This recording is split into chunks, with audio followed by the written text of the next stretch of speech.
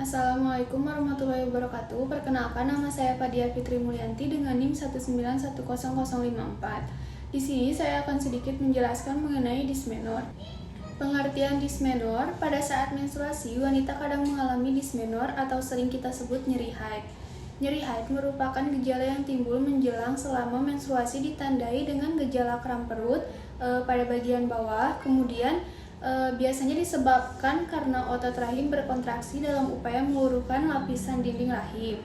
Tanda dan gejala menurut Ratnawati 2013, tanda dan gejala seorang yang mengalami menstruasi antara lain yaitu perut terasa mual, mulas, kemudian kram pada perut bagian bawah, kurang darah atau anemia, kemudian tubuh tidak fit, demam, sakit kepala dan pusing, keputihan dan gatal-gatal pada area vagina. Faktor resiko atau penyebab dysmenor, ada beberapa faktor yang dapat meningkatkan resiko terjadinya PMS. Yang pertama, wanita yang pernah melahirkan. PMS semakin berat setelah melahirkan beberapa anak, terutama bila mengalami kehamilan dengan komplikasi seperti toksima. Kemudian yang kedua, ada status perkawinan. Wanita yang sudah menikah lebih banyak mengalami PMS dibandingkan yang belum. Kemudian yang ketiga ada usia. PMS semakin sering dan mengganggu dengan bertambahnya usia, terutama antara usia 30-45 tahun. Kemudian yang keempat ada stres. Faktor stres sangat memperberat gangguan PMS. Kemudian diet, faktor kebiasaan makanan seperti gula, garam, kopi, dan coklat. Kemudian yang keenam itu ada kekurangan zat-zat gizi seperti kekurangan vitamin B, terutama vitamin B6.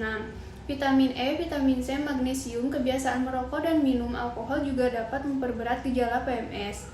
Kemudian, kegiatan fisik, kurang berolahraga, dan aktivitas fisik dapat menyebabkan semakin beratnya PMS. Pengobatan dysmenor, yang pertama ada kompres perut atau pinggang dengan botol panas atau hangat, kemudian mandi air hangat, mengkonsumsi minum hangat yang mengandung kalsium tinggi, kemudian mengkonsumsi teh herbal seperti ramuan jahe, kemudian menggosok-gosokkan perut atau pinggang yang sakit, ambil posisi menungging sehingga rahim tergantung ke bawah. Kemudian tarik nafas dalam-dalam secara perlahan untuk relaksasi ulang sampai merasa rileks. Kemudian menggunakan obat-obatan penghilang nyeri, misalnya ibuprofen.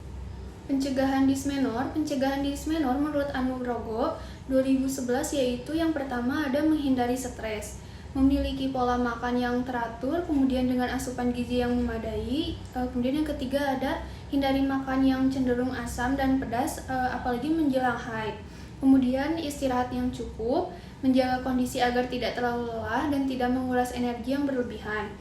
Tidur yang cukup sesuai standar keperluan masing-masing yaitu minimal 6-8 jam dalam sehari. Lakukan olahraga secara teratur. Komplikasi dysmenor ketika tidak ditangani dapat menimbulkan beberapa gejala seperti yang pertama, nyeri pada perut bagian bawah, kemudian mual, muntah, diare, cemas, kemudian depresi. Kemudian juga ada pusing dan nyeri kepala, letih lesu, bahkan sampai pingsan. Sekian dari saya, kurang lebihnya mohon maaf. Semoga bermanfaat. Wassalamualaikum warahmatullahi wabarakatuh.